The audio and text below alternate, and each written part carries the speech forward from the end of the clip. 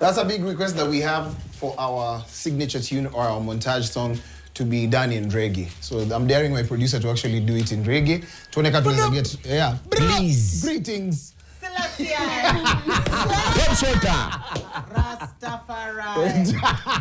Rasta fried rice.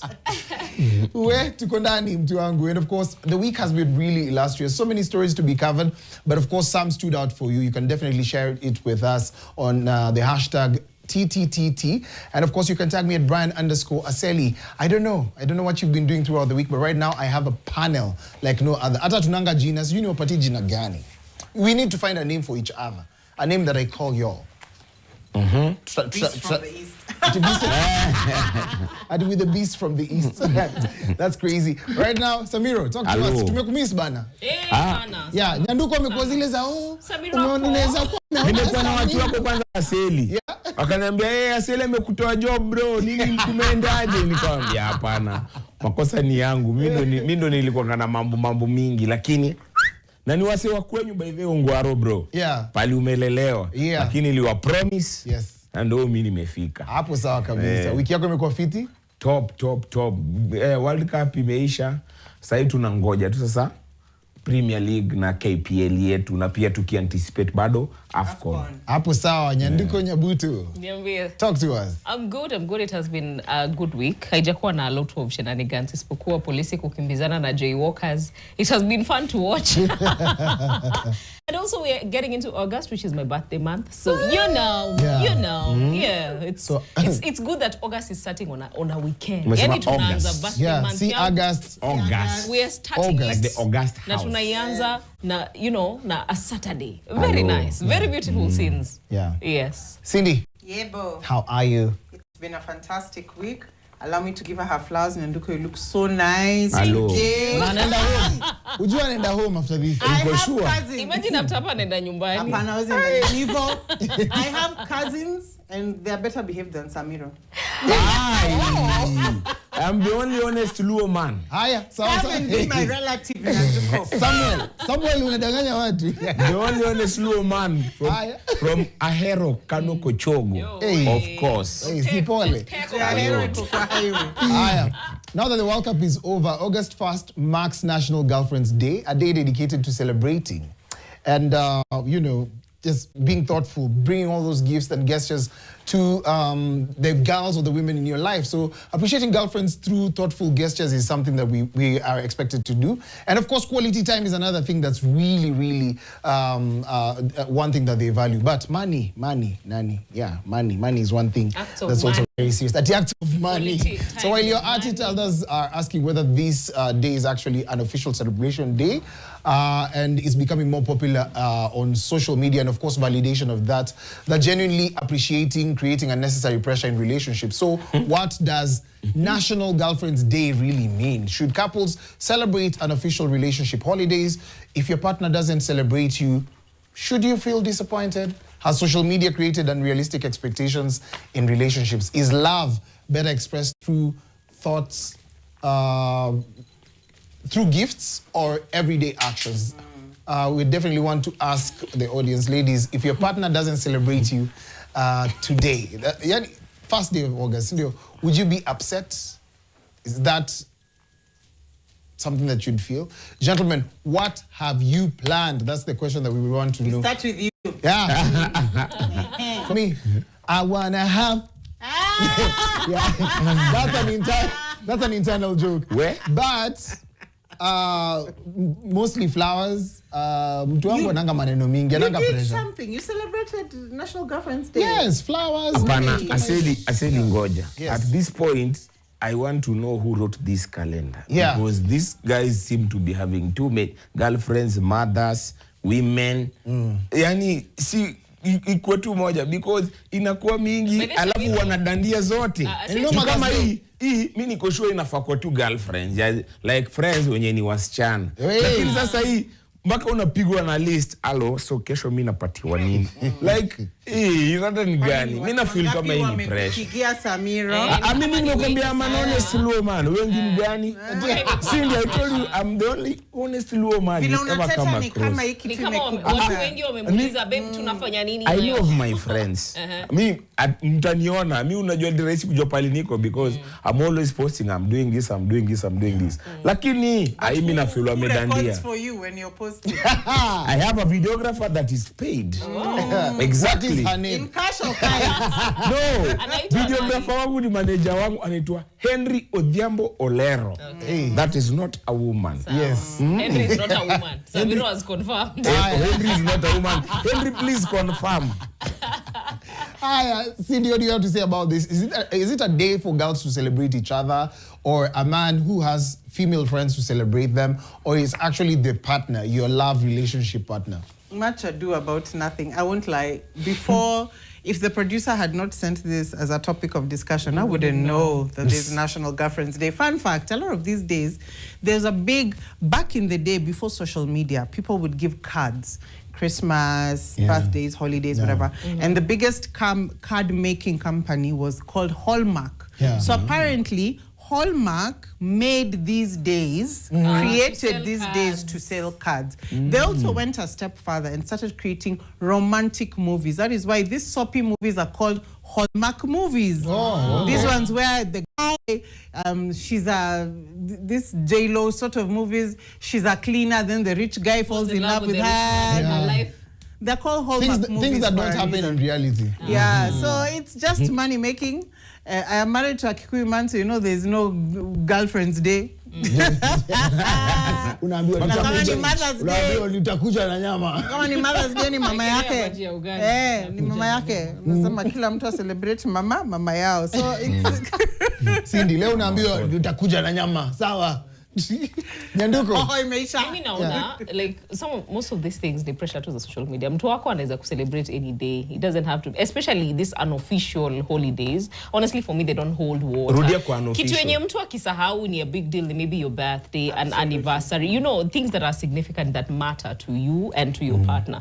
Like any random day that someone sat and was bored and was like, "Let me add girlfriend's day." I mean, I don't know. For me, it really doesn't hold water. It would be nice if someone sent you a bouquet. It would be nice. Be like, hey, you know, people on social media are getting it and you get you're like, hey, nice. But really, it's not all that. Wanaume pia mjitume. Tuma hata ile message yao on a day like this a queen was born. Exactly. Yo usitume yo. Exactly. On a day like this. Share. Unapata forwarded message. So many. Forwarded many times. Not too many, that's it. But of course, it just means that you need to celebrate your person each and every single day. The shenanigans that I'm not going to tolerate are, you know, you and I have not had kids and you want me to celebrate you on Mother's Day. You be a shout out fan. You don't celebrate me on Father's Day. You're gonna make a good father. Have you don't made? have kids. Have you? So my director, are you saying that we should go on a break?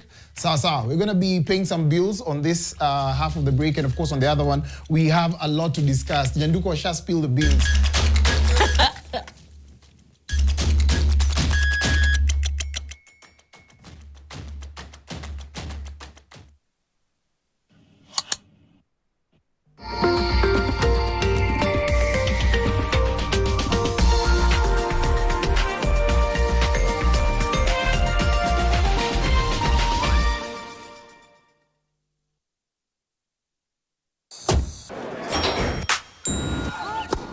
Nairobi moves to its own rhythm.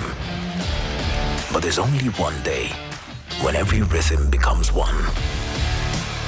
One that breaks our limits. One that keeps us going beyond the finish line. And it starts with a single step. Now is your time. All funds raised go towards the Standard Chartered Foundation. Sour glycerin makes me feel like a star. Like a star. Sour cool bust makes me bust on this scene. Like a king. Sour cocoa butter makes me feel like a queen. Yeah. Sour give me hydration boost all day. Yes. Sour smooth, sour fresh. Usiku mchana glow bila stress. Sour smooth, sour fresh. sete niko fine, niko best. You feel that? The crash zone. Crash what? The crash zone. It builds suspense, uncovers evidence, foreshadows danger. You feel it now? Oh yeah. I guess I'll go and try and find a ladder.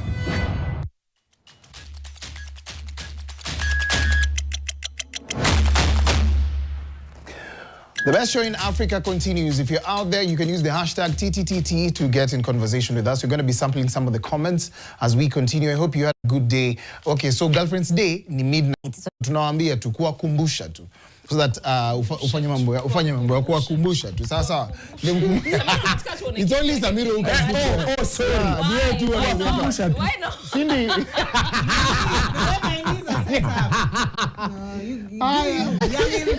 Do you youngins?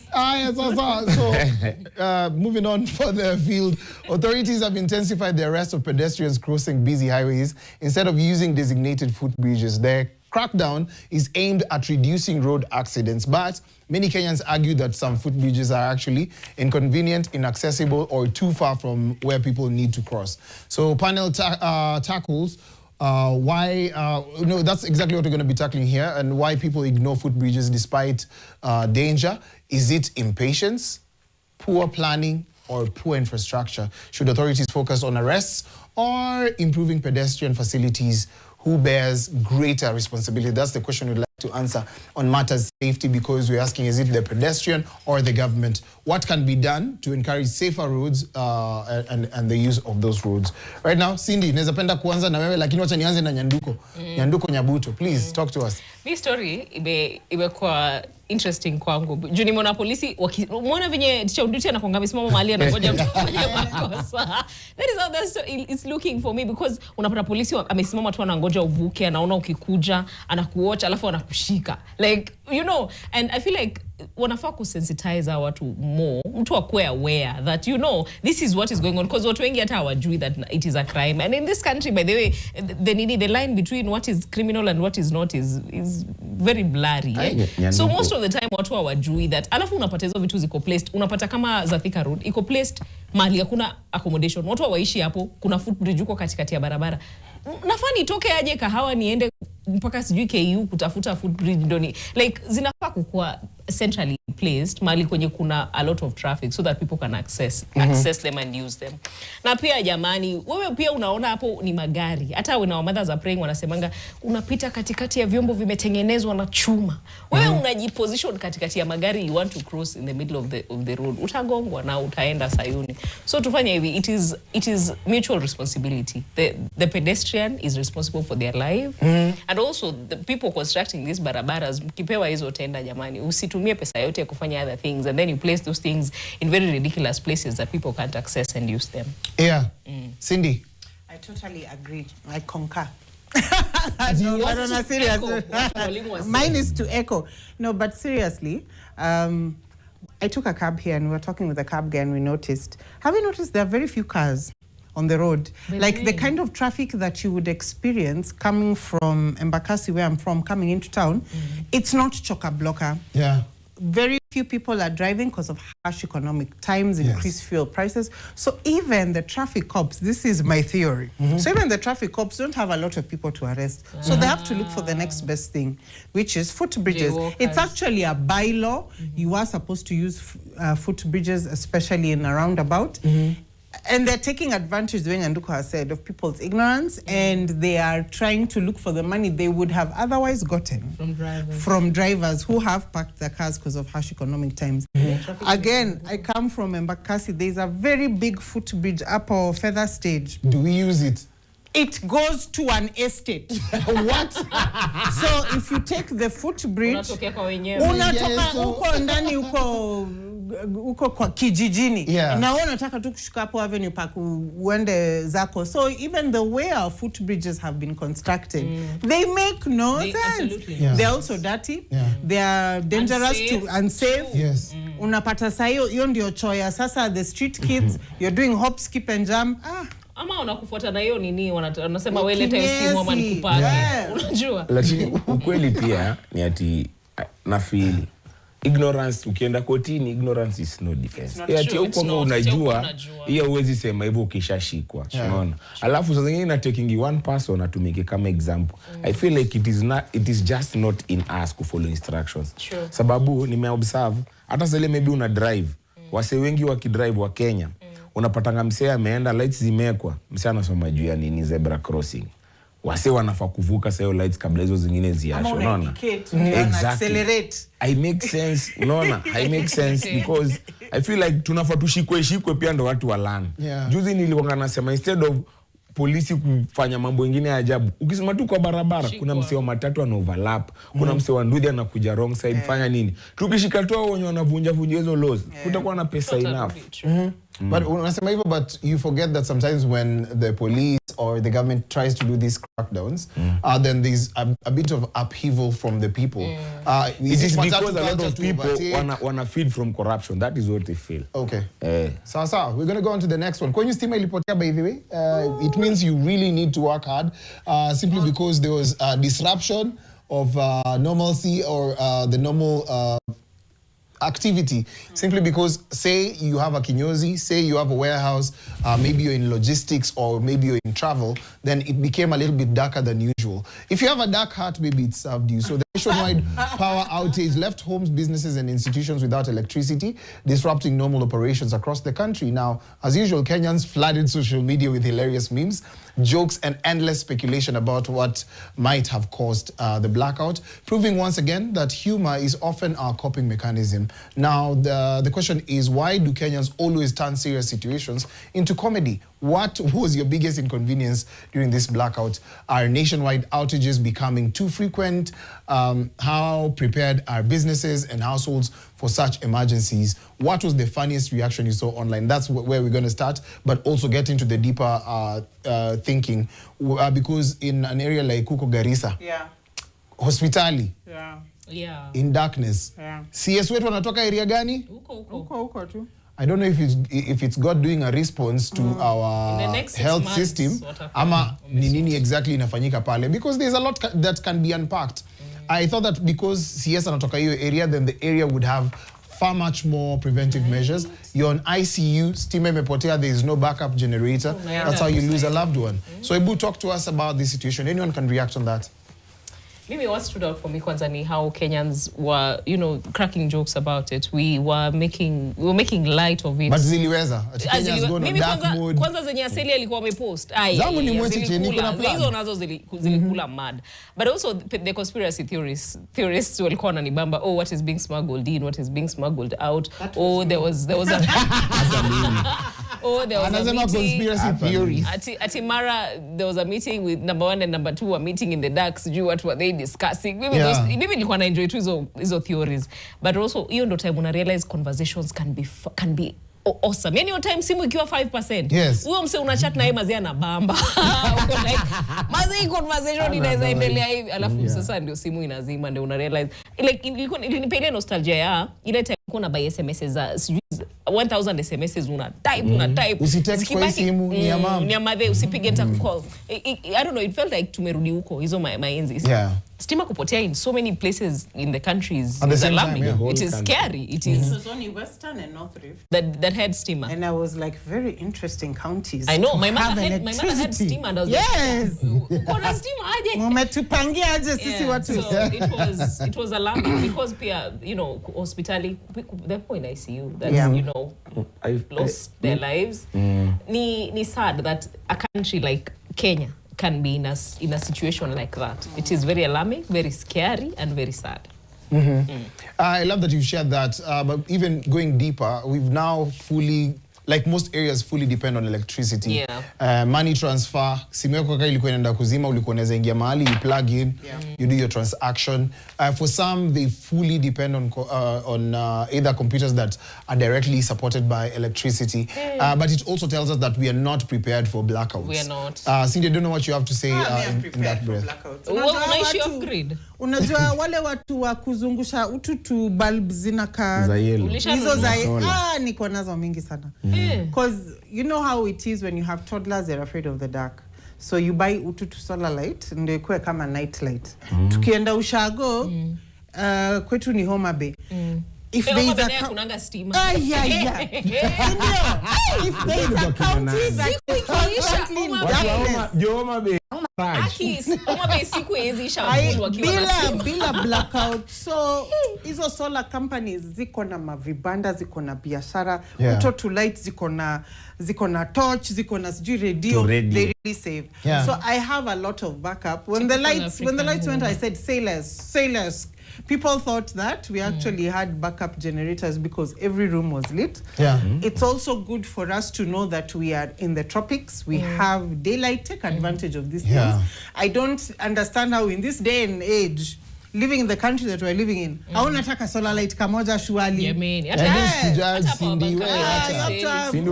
Wale watu wa kuzungusha huko nini kwanza Nyayo Stadium, wale mahawkers, support them bwana. Nunua hizo bulbs zinasaidia.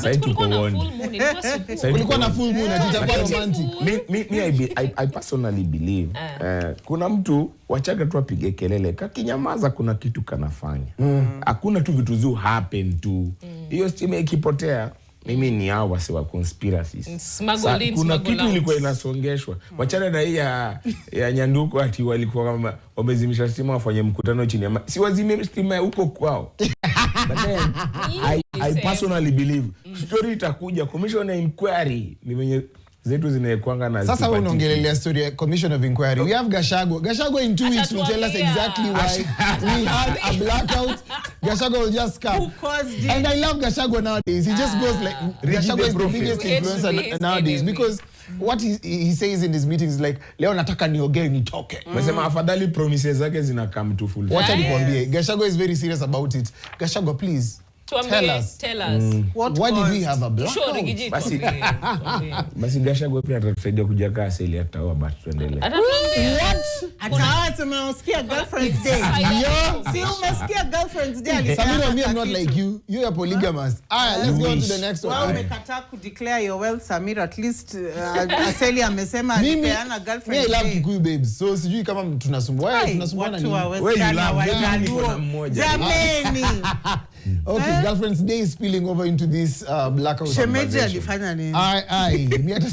Let's move on to the next one. A dramatic pursuit of a suspected hit-and-run driver captured national attention after members of the public chased the motorist following an accident. Now, the incident reignited conversations about road safety, accountability, and whether citizens should take action when they witness reckless driving.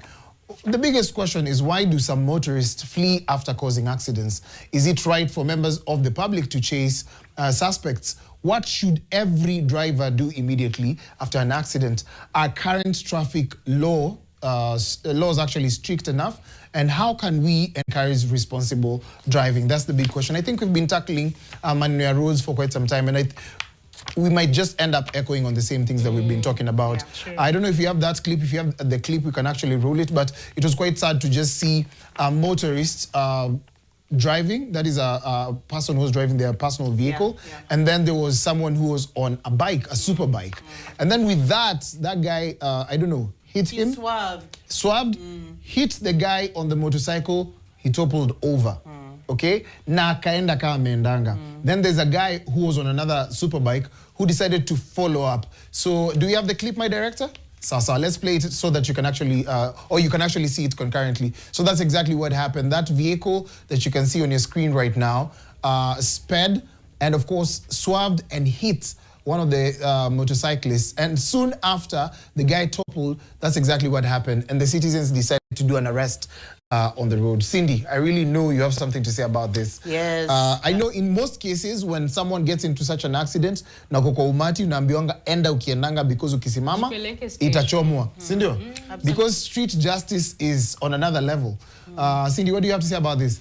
Rest in peace, James Quest, 8 years, passed on because he was knocked, he's a friend of mine, hit and run by a drunk driver. If you watch that clip, the driver was drunk. And there were two friends who were following each other, the super bikers. And the guy at the back was the one who was hit. Thankfully, he's okay. And it was amazing to see again, I think we said it over and over again, what to undo they come together, the unity, it's really amazing, and I think it really helped in this situation. But I'd like to address the drunk driving. You said, what can we do to ensure that people drive better? The punitive, if there is a law, and there is, against drunk driving, I don't think it's punitive enough. Because the kind of deaths that drunk driving can cause, that punishment should be so punitive that before you have a drink and decide to drive, you have thought twice, twice or thrice. A quick example. So back in the day, Singapore, they used to build their houses on the lake, and they defecate on the lake. When the president came, the one who brought Singapore now into the kind of country that it is right now, he removed guys from the lake houses, forced them into construction, beautiful houses. They rebelled. They used to defecate in the elevators. They used to destroy the houses. He made the laws so punitive, like he punished them so severely until they had to change. I think hapo ni mali lazima tufike when it comes to drunk driving. Let's put a pin on this conversation. On the other half of the break, we'll definitely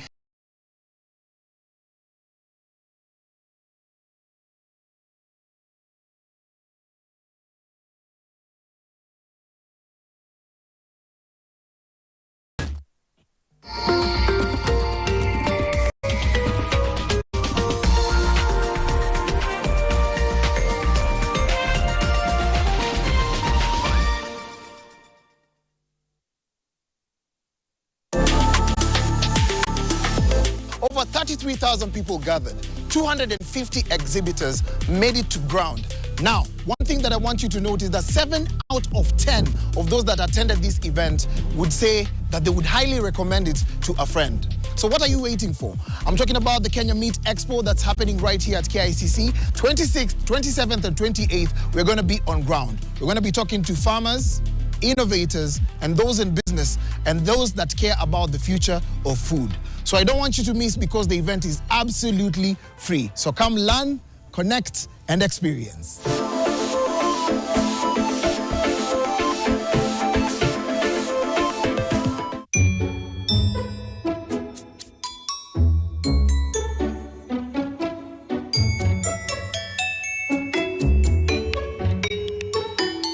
Sour fresh, Nico Sete, Nico fine, Nico best.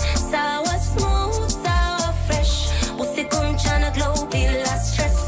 Sour smooth, sour fresh. Nico Sete, Nico fine, Nico best.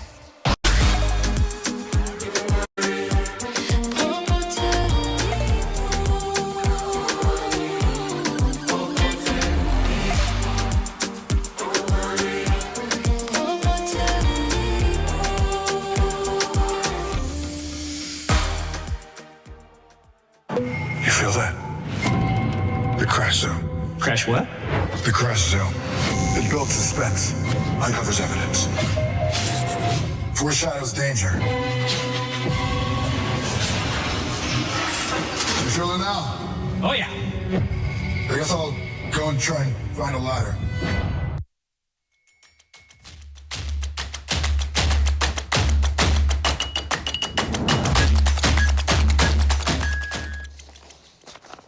Best Show in Africa continues, and right now we will sample some feedback in just a bit. But right now, as you do that, also just be vigilant on your roads. Earlier on, we were covering a story of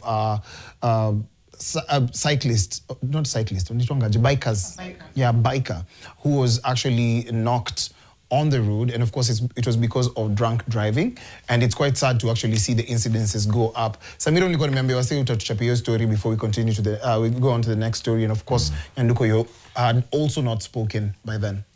So I nafikiria we need laws to protect both sides. Sure. Unaona, ule amebondana na ule amebondwa.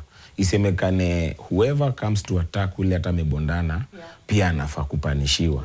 Because unaona hata mtu mwenye ameua akona haki ya kukuwa na wakili na kila kitu, unaona. So mali kama hapa there is evidence, but then utapata mimi nishaikuwa na bike. Mimi ni bike, hata sasa mimi napenda bike sana. But saa zingine wasiba overreact. Juu sasa mkimpiga muue mmesaidiaje situation? Ukichoma gari ya mtu, saa zingine hata maybe ni gari ya kampuni ama nini. Even if it's someone's own car, it doesn't make sense kuchoma gari yake. So I think tukue na laws zina protect both sides. Na venye Nyanduko amesema, si Nyanduko, sorry, Cindy. Mushanga sana. Watu wakishapatikana wamelewa usiku, sasa leo umeshikwa na roadblock hapo. Watu upelekwa wapi? Ama tu inakonga tu do unaweza pea na do uende ukose tena accident huko mbele. I don't understand. Make it more severe. It makes sense. There's a day we were driving around Kiambu Road. Tulifuata some drunk driver. We tried to help. Tulimhonkia kama 50 times. A stop. Ana swap kwa barabara. Alikuwa on both. We followed this person. Yeni tulimfuata mpaka mbali. Eventually alikosa accident, by the way. And we get to the reasoning behind someone sitting down to drink, knowing very well they have a car. So wasemanga gari inajua nyumbani? Hapana, hakuna kitu kama hiyo. Utakufa ama utaua mtu alafu utapigwa. No, you know, like I don't advocate for the violence that comes after an accident. Tusipige watu, you know, like Samira amesema kukuwe na strict rules that cover both sides. Zile za alafu pia hata wenye wana ride the bikes, angalia una overtake side gani, because wengi wana overtake on the exactly alafu unagongwa alafu inakuwa whole thing. So responsibility lies with both sides. Sisi wote, na pia hata wenye mnakuja kusaidia si kuiba. Wengine wanakujanga kusaidia kwa situation, wanakuibia spare tire, wanakuibia jack. Speaking of that, you know, did you guys hear the story that happened last night? A couple went drinking. They were headed home and they were still drinking the car. They were very drunk. So because of drunk driving, they swerved and fell in a ditch. Huko Kikuyuni. The good Samaritans who came to help robbed them, assaulted the lady sexually, and took off with all their belongings. Basically. So this is also some of the devastating things that happen when you drink and drive. If you don't cause harm to someone else, the harm can actually be caused to you. But and of course, it was an unfortunate situation. When you're in that drunk state, Cindy, as you said, you are unable to help anyone. Sure. Yeah. There's a time we were doing, when I started my career, earlier in my career, something happened to one of my co-hosts, and they were in a situation whereby she just went off ile barabara ya Mombasa Road after GM. So mnaijua yenye na chini. So they had an accident, and the person she was with escaped because they really thought about their reputation, and they left one of my colleagues in the vehicle helpless, and it was a lady. It was quite sad to hear such an incident, because now the people that you're with and you're drinking with, do you believe that they are your ride or die, or that when it gets to that point where you're dying alone, they'll actually leave you or even ditch you? That's a big question that we need to also ask each and every single day. Don't drink and drive. If you have to drink and drive, kunywa maji, kunywa juice bwana. Ama ukue kama sisi kila wiki tunakunywa nini? Maziwa. Na tumemiss maziwa yetu by the way. Senge kwa ya pili. Lemon biscuit. So we're going to go on to the next one. Alleged adultery punishment. So a viral video from Sabha in southern Libya sparked international debate after a woman was publicly flogged following a court ruling for allegedly committing adultery. Now, the incident drew criticism from human rights groups and raised questions about justice, gender equality, and whether public punishment still has a place in modern day society. There's a lot that we can tackle, because the question is, should adultery be treated as a criminal offense or a private matter? Why was the woman the one seen being punished? Where was the man she allegedly committed adultery with? Was he also held accountable? Does society judge women more harshly when it comes to cases of infidelity? Can public punishment ever be justified? I have so many questions, but my last one would be, where should culture, religion, and human rights intersect? Because let's actually ask the question to the society. Do you think society is tougher on women than men when it comes to infidelity? And of course, men are actually involved in this. And why do you think so? Ladies, I know you have something to say, and you have a reaction to the same. Yani mnamchukua dem mnamweka katikati, mnamflog mbele ya watu. Did she do it alone? Let he who is without sin be the first to cast the stone. Yeah. So it's the same situation. Bring it back home. Of course, in that country, they follow Sharia law, and that is one of the punishments according to Sharia law. They're being practical with the lashes. But here, our lashes are verbal. So you find that a couple has been caught, or people have done the thing, but it is always the woman who's called all the names. You find your husband, your boyfriend, your person is in a situation with the girl, you go attack the girl. Why? Why are you not attacking your husband? You know, why are you attacking the girl? Do you remember this clip of this lady who found a girl in her house and she was interrogating her?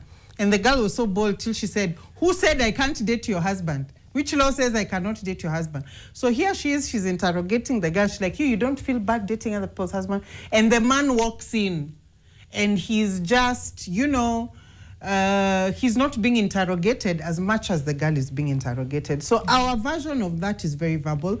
I feel there's a word for it and I forget. If you guys know, there's a word for the kind of the cyberbullying that is targeting a gender, especially sexually, where if there's somebody, especially in political positions, and you disagree with them, you disagree by demeaning them sexually. There's a word for it and I forget. And it's good for you guys to know that it is now in the cybercrime law that you can actually go to court. Somebody can actually take you to court if you abuse them online in a derogatory manner. And you actually have a clean point. Because the world that we're living in, there's a level of modernity that needs to come to play. So what's in the space of religion? Religion needs to also be modernized. I'm sorry to say, but I usually feel like some laws within Sharia is very unfair to the women. And you know, in some areas like Afghanistan, walisema there is no law for women. You're a woman, even if you want to go to a public place, imagine sister yako Samira akitaka kwenda mahali ati lazima kwenda mtu. Lazima apewe permission. See, that's the one where you can beat a woman as long as there are no scars. Yes. Unaweza mvunja. Unaweza mvunja bora kuna alama. Bora kuna alama. Wanasema, you know, and it sometimes we get to that point where enyewe sawa ni sheria yenyu, but utu wewe kama binadamu, then how do you feel when you cause that level of embarrassment to a human being? You find that most ladies within such societies kill themselves and they die mentally. You know, a society where women are not contributing towards the progress, then it becomes a big problem. For example, in Kenya, the women are empowered, they're allowed, they're whatever, but it's because they've been given an opportunity to speak. That makes the society robust. It makes it a little bit more liberal. Liberal. Wasichana Kikuyu mtanimaliza. Yes, Anna. But I really want to just get to understand how best can we now help in such a situation, because being quiet means that we are also participating actively. Samira, ulikuwa umebonga je story kweli? But na feel tunaonanga ni kama hizi vitu ni foreign until you realize that they actually happen in even Kenya. At home. Now, unfortunately, you chose who you chose to represent women. Na hii ndio kitu tumekuwa tukisema, si mtu basi hiyo position, because as much as vitu zinafanyikia na our girls are disadvantaged, the women in power are not doing anything to make it any better. So na feel we should take it upon ourselves pia kama wanaume. Me, my sisters know, my nieces know, the girls who are my friends know, Mimi, I protect my friends and the women around me. No. So we should also take it upon ourselves. Muwezi piga mdem pali. Ndo kata kama ndo amekosea, toka atafadhali uende. My brother taught me one thing. Any other time mdem amenikasirisha, at least hata nitoke, nihesabu 100 steps, literally, nikiongea, nirudi. Unaona, I'll be better. Instead, nikae nipige mdem, manze mkono yangu ni kubwa na ni ngumu. I'm used to fighting with men. Used to fighting with men. Siwezi pigana na mwanamke. Mwanaume sawa. PSA. So imagine unapiga mtu kila mahali ni kama ni kila mahali yeye ni mnyonge. Of course kuna konje, but then please just don't wadem yani wako disadvantaged tayari. Don't be another reason why and I regret kukua mdem. But any man that beats a woman is a coward. Like there's absolutely no reason to beat a woman. No reason.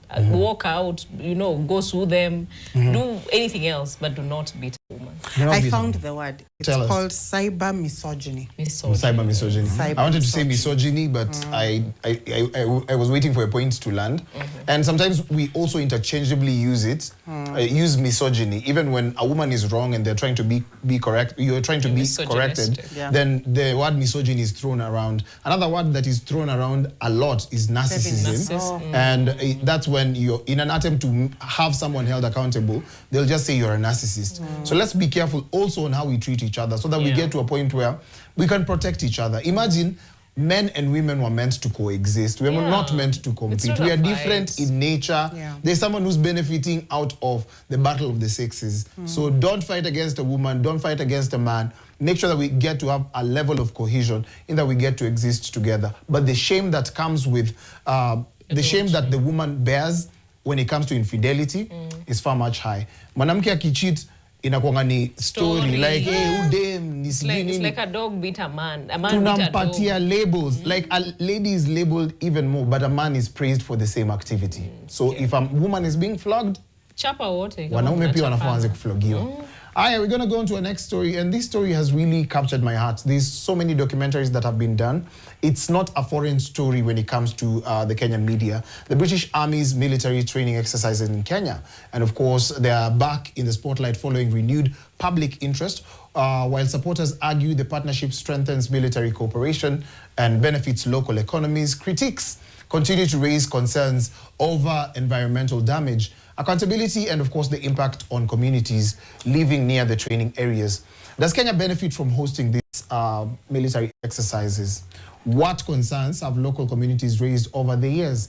Should there be greater accountability and transparency? That's a question we need to also create focus on. How do we balance international partnerships with local interest? What lessons should both government take away? Guys, we don't have much, but I really want you to express within maybe a minute, because we've seen the level of atrocity that people go through. It's many young girls losing their lives as a result of, I accuse someone of rape in that area fashioned against a Kenyan woman within the training camps. Alafu kidogo msichana anapotea. Watoto wanazaliwa msichana anapotea, and it happens like that. There's so many pointy kids within that area, and they don't know their dads. So how else are they contributing towards, how best is this partnership helping us? Cindy, talk to us. I'll advise everyone to go and watch the BBC documentary Finding Soldier Dad, just to see the extent of what happens if we do not put some laws that protect us as the citizens, as much as there is benefit with having the training happening in Nanyuki. When the agreement saw fruition, because there was talk about the British Army looking for another training base. I don't know what deal they struck, because it was about the one clause that said that murder is a chargeable offense. And it was actually pushed by Parliament. So kudos to them. At least for the first time, at least let's give credit where it's due. They pushed for murder to be included in the charges that, they can be prosecuted against, and they pushed back. That should tell you something. Why are they pushing back against this? Shouldn't it be a mutually beneficial relationship? So there are people in Nanyuki who are very happy because they're like, oh, now, business is back. But if I'd advise those people of Nanyuki who are just looking at it from the business point, watch that documentary and you'll see the extent of the damage that can be done if we do not protect ourselves. You say it's called Finding Soldier Dad. Hi, Samiro na Nyanduko. It is giving vyombo za wageni. Like those vyombo that are just in your home that you cannot use, but wageni wakikuja ndo zinatoka. That is what it's giving. Ni zile za, why are they infringing on our rights in our home? And it's okay because there is benefits kidogo that come with it. I honestly don't see it. Ni vyombo za wageni basically. Vyombo za wageni kila mtu anafaa kutumia. Imagine unaishi kwenu, vyombo za kwenu huwezi tumia, but kuna mgeni akikuja ndo zinatoka kwa drawers. It's no. Samiro, unfortunately history nimekuwa nikifollow sana. There's a lot of families zenye unapata ati mtoto ni mzungu. The woman ako stranded, like una grow kama ujui nini ilifanyika, unaona. Baadaye ndo unaambiwa kila mtu anatry kutrace babake alikuwa anafanya huko, alikuwa soja. Na it's very frustrating ku grow pahali amko protected, unaona. If it's possible, kama hawezi tusaidia venye Cindy amesema, let them not be around. Ama kama wanafanya business na watu wa huko pia waseme, because it doesn't make sense. I love that you've shared all that. There are kids who are looking for their dads. There are women who've been raped. There's no justice in an area where people also fight. They beat up locals. That is alleged, but of course, people who come from that area have so many stories to share about that. Kenya and Africans, this is our home. There is no African home. or Kenyan who will be treated as a first-class citizen Anywhere in any else other apart from continent. here, true. Let's love home. Let's protect home. Stop selling our land to foreigners. Stop Yes. selling our land to the highest bidder, because this is Kenya and this is our beautiful Kenya ni home. home. Let's we're gonna get into the news, and of course later on Friday night rave is gonna be on ground pale Dedan Kimathi University of Technology. Tutakuwa on ground, tutakuwa tuna enjoy pale, and of course Claudia is gonna be leading that session. Have a beautiful evening. God bless and take care. And stop killing our elephants. Yes, please. Viva.